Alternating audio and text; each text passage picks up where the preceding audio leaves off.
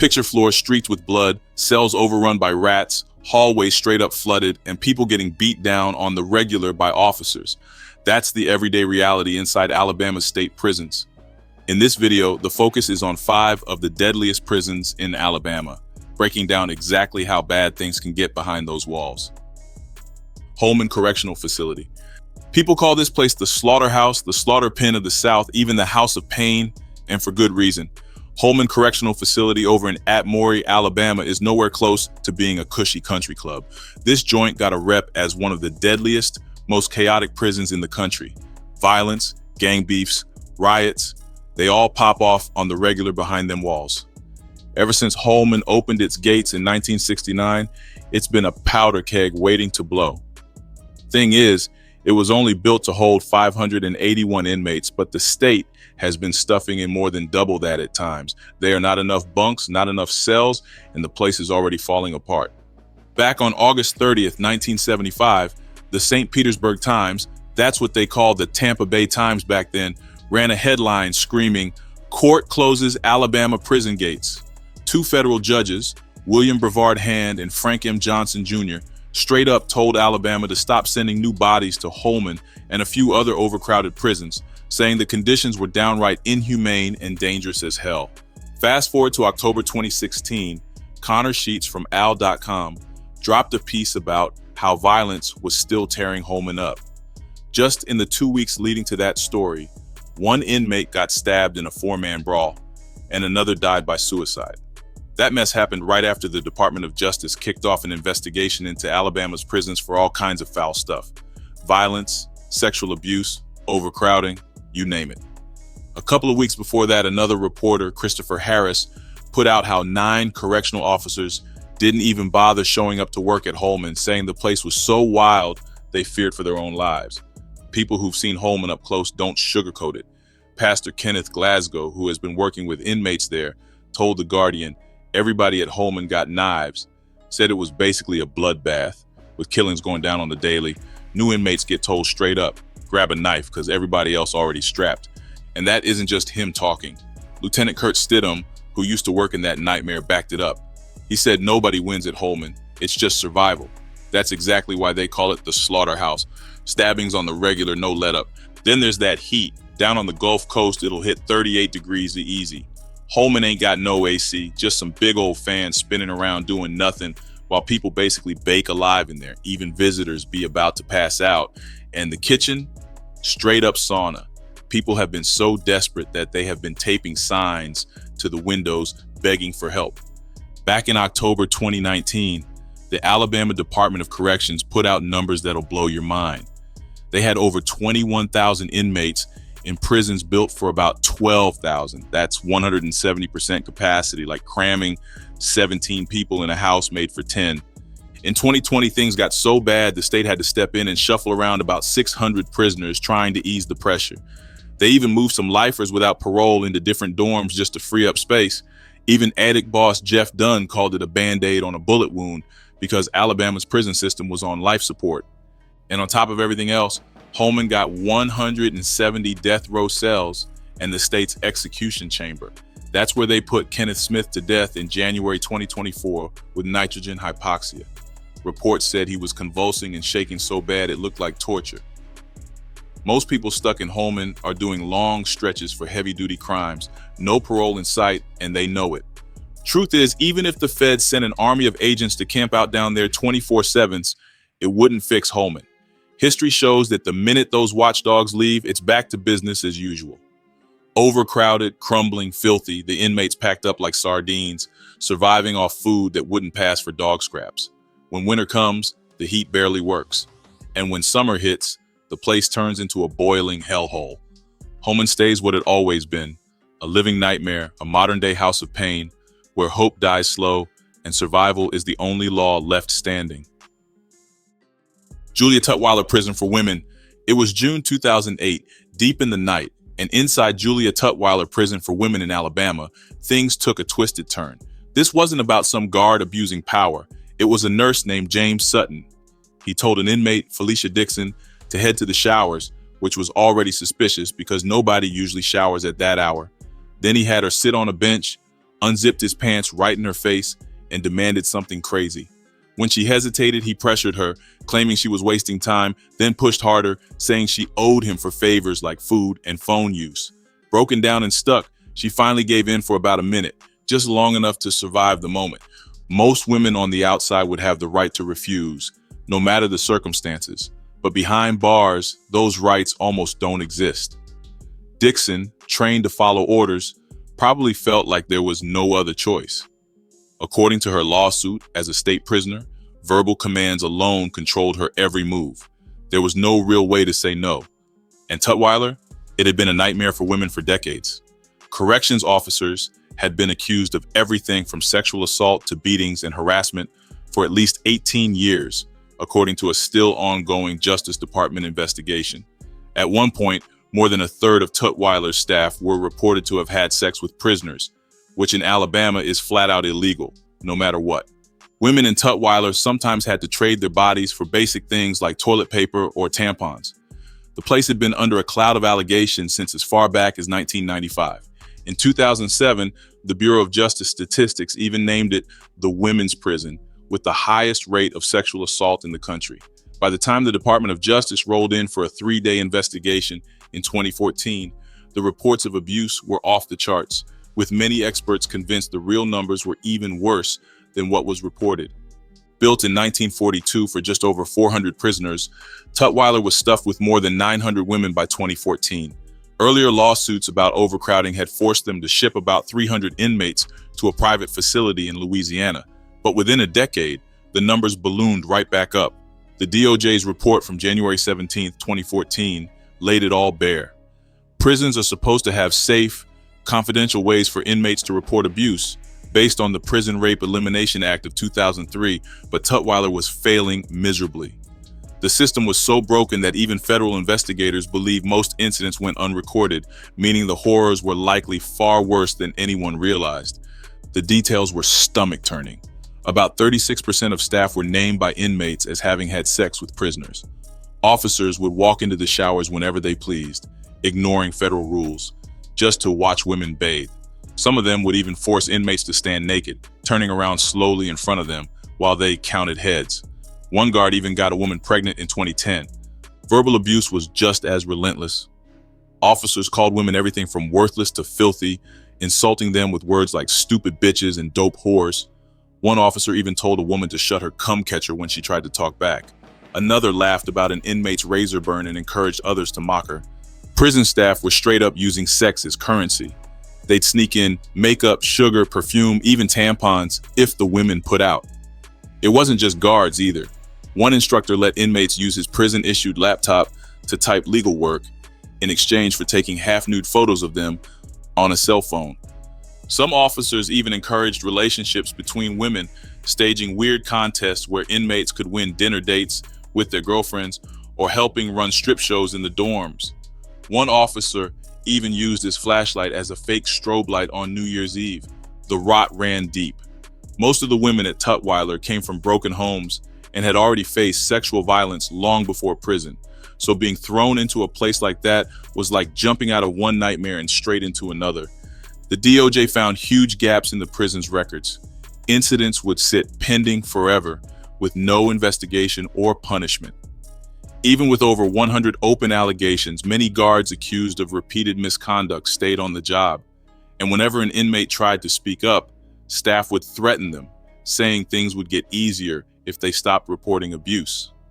The prison was constantly short-staffed. There were hardly any female guards, and they borrowed male officers from men's prisons to fill the gaps. During the day, only 14 officers watched over 900 inmates. At night, that number dropped to 10. And with the way the dorms were built, guards had a clear view of everything: showers, toilets, beds. It was like living in a fishbowl. After the DOJ demanded changes to fix the mess, the state had until March 7, 2014 to comply. But months later, inmates were still being harassed and not much had improved. Women who spoke to investigators were threatened or intimidated.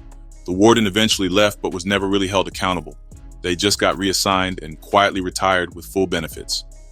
Even worse, the deputy warden, the one in charge during the worst abuse, got promoted to another prison where complaints about violence and mistreatment kept rolling in. It was clear that when those at the top didn't face consequences, real change couldn't happen. Tutweiler's reputation for being one of the worst women's prisons in America only grew. One story summed it up. Back in 2009, Brittany Cooper, locked up for a parole violation, was held at a nearby county jail while pregnant. When she started bleeding and asked for medical help, the officer told her that if she kept complaining, they'd ship her to Tutweiler. She stayed silent, scared, and ended up miscarrying alone in her cell, even though doctors later said the baby might have been saved. St. Clair Correctional Facility. Picture solitary confinement, locked in a tiny, scorching hot cell all day. Most people behind bars will do anything to dodge that. But over at Alabama's St. Clair Correctional Facility, things are so wild and violent that dudes actually want to be in segregation just to stay alive. That's how bad it is. They'd rather be boxed up alone than deal with the daily chance of getting jumped, raped, or straight up killed. And the wildest part, the people running that place don't even seem pressed to fix it. They just let the chaos ride. St. Clair, sitting out in Springville, got a rep as one of Alabama's most dangerous lockups. It's packed way beyond what it was built for, holding about 130% more people than it should. And the staff? They're running with less than 60% of the security they're supposed to have.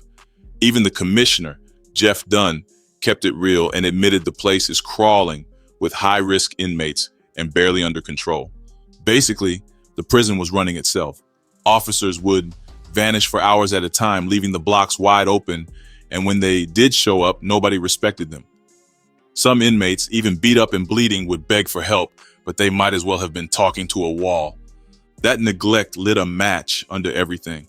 Robberies in the hallways, stabbings inside tiny cells, assaults in the dorms. It was nonstop. One dude in there even said it felt like Devil's Island. The locks in St. Clair have been trashed since a riot back in '85. You could pop them open with nothing more than a plastic ID card. Just like every other prison in Alabama, St. Clair stayed slammed with overcrowding. And the state?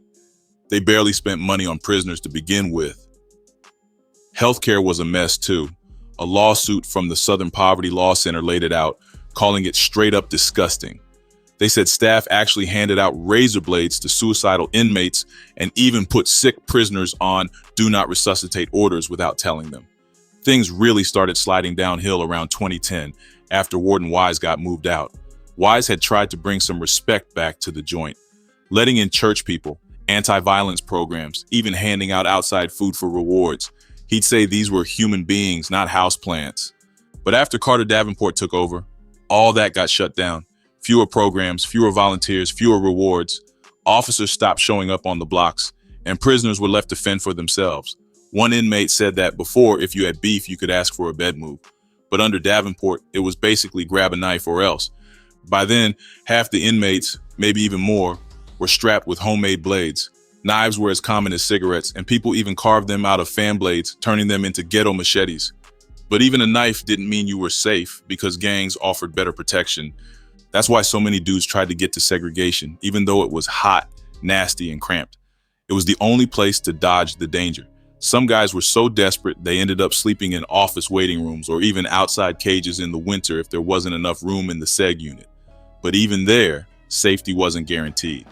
In 2013, somebody got murdered in segregation, proving it wasn't a safe haven either. The violence was just off the charts. Stabbings and beatdowns were happening week after week, sometimes deadly, with a bunch of them blamed on bad leadership. Doors barely locked, staff looked the other way, and supervisors even joined in on the abuse. When Carter Davenport showed up as warden, the body count went up. In just 3 years, 6 people were killed, and plenty more nearly died and had to get sent out to hospitals. St. Clair was topping homicide charts in the entire country, and that wasn't no accident. Part of the reason was how crooked the place was. Staff themselves were bringing in drugs and contraband, selling it to inmates, and stirring up more trouble. And the new policies didn't help either. They cut mental health services, drug treatment, yard time, and even took away books. That was like pouring gasoline on a fire. The Equal Justice Initiative tried to sound the alarm in 2014, telling Commissioner Kim Thomas that the place was getting out of control. Then, after another murder a couple of months later, they demanded that Davenport be removed. Nobody listened. By September 2014, Timothy Duncan got killed, and the EJI had to drag the department to court. Brian Stevenson from EGI said they've been patient, but the state just wasn't trying to do anything real to fix the mess. In his words, it wasn't about money, but about the will to actually act.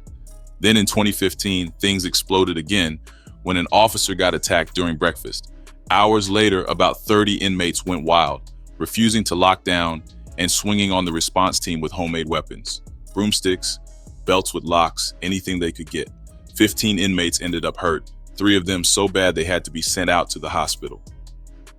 In 2017, the EJI finally forced a settlement deal with the state. That agreement was supposed to bring in a whole new classification system to better separate prisoners based on risk and an incident management system to track violent events. Big names like James Austin and Ken McGinnis were brought in to help build it.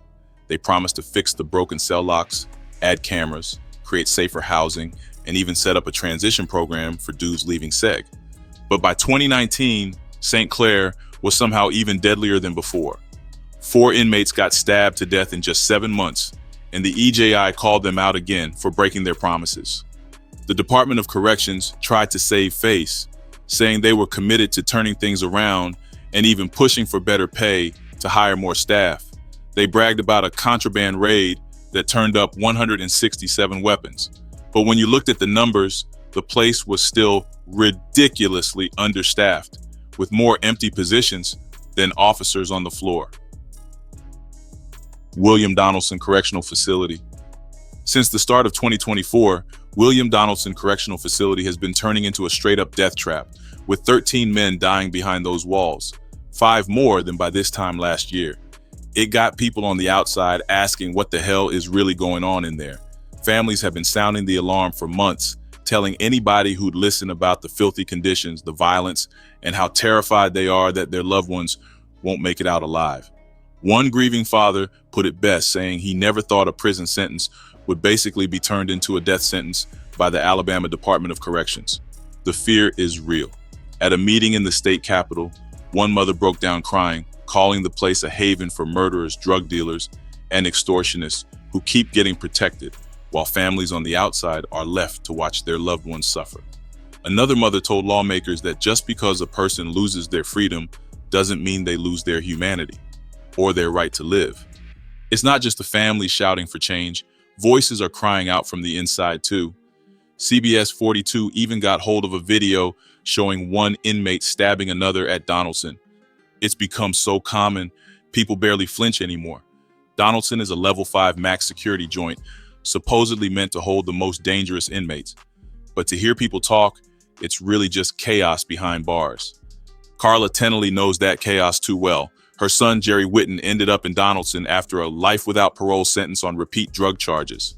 Jerry already had a ton of health problems, Parkinson's, blindness, couldn't even keep his balance. But inside, it got worse. After being beaten so many times, he's now stuck in a wheelchair, barely recognizable after he was jumped over a food box. Carla said there's no way to keep him safe in that environment, and it's tearing her apart. Eddie Burkhalter from Alabama Appleseed called it what it is, a full-blown crisis. In some dorms, there's not even an officer in sight, which leaves inmates fighting for their lives day after day. He's watched death after death stack up at Donaldson and doesn't see any sign the ADOC has a handle on it or even wants to. Back in 2018, one incarcerated man got into it with 3 correctional officers at Donaldson. When it was all over, he was laid up in the hospital with busted ribs, a broken back, and a collapsed lung. He stayed there for 3 nights. Those officers admitted they used force, but swore it wasn't excessive. According to the ADOC's paperwork, they said the inmate refused to go into his cell and kept resisting. So they sprayed him with Sabre Red and tackled him. One of them, who weighed 300 pounds, put a knee on his back. The internal investigator backed the officers up, saying it was the least amount of force possible. But a federal judge saw it different. He felt the dude was already cuffed when they jumped him, and the injuries didn't match the officer's story. In the end, the state paid out $40,000 to settle it, just one of 94 settlements for excessive force against ADOC officers since 2020. ADOC wouldn't talk about it, and neither did the Attorney General's office. But the Justice Department had already called them out in 2020, saying Alabama prisons had a culture of illegal force and zero accountability. Even with 4,000 fewer prisoners than a decade ago, use of force incidents have jumped 47%, according to ADOC's own numbers. Back in 2019 and again in 2020, the DOJ laid it all out. Overcrowded, dangerously understaffed, correctional officers failing over and over to protect people inside. A judge even ordered ADOC to hire 2,000 more officers, but 7 years later, nothing really changed. Inside, it's the inmates calling the shots, not the staff. When CBS 42 asked Commissioner John Hamm if he thought Donaldson was in crisis, he shut that down, claiming they just graduated 55 new officers headed for different facilities, some for Donaldson. He said things were looking up, but families said the violence has not slowed down. People are still getting stabbed, still getting jumped, still getting extorted. One mother, Latosha Williams, said there's a straight-up gang war happening. She even played a phone call from her son, who was begging her to send money so he wouldn't get raped. Williams has lost her business, her house, even her family's retirement savings trying to keep her son alive. Her son has been stabbed over 60 times with broken bones and missing fingers, and she has the videos to prove it. It gets uglier. In March 2022, William Jennings died in a segregation unit from blunt force trauma. Before him, Barry Gardner got stabbed to death in the dorms, and Victor Russo died in a cell with head injuries, days after being beaten by a senior officer. These segregation units are supposed to be the safest part of the prison, but murders keep happening even in there. In 2023, a hostage situation set off a statewide lockdown after a prisoner at Donaldson took a guard hostage, somehow getting hold of a gun, even though officers aren't supposed to have guns inside at all. That standoff brought out drones, helicopters, SWAT, National Guard, snipers, the whole nine. Turns out the prisoner, Daryl Shaw, was tired of the chaos, saying on Facebook Live that Alabama prisons are basically modern-day slavery, propping up white supremacy under the lie of law and order. He said people were dying daily and he wasn't going to just lay down and accept it. Shaw was later arrested, hit with new charges, and sent to Kilby Correctional. People started showing up outside Donaldson after that, protesting, saying Shaw's desperation showed exactly how broken the system is. One woman drove nearly 2 hours just to be there, supporting him because she knows firsthand the kind of hell her loved ones lived through inside. She said the ADOC and even the governor created a place so hopeless and deadly that people have no choice but to fight back. In the end, the prison tried to brush it off, saying the lockdown was for everyone's safety, no public threat, nothing to see here. But families, advocates, and people on the inside know the truth. Donaldson stays a war zone, with bodies piling up and nobody in power doing a damn thing to stop it. Appreciate you watching. If you liked it, hit that like button and make sure to subscribe for more.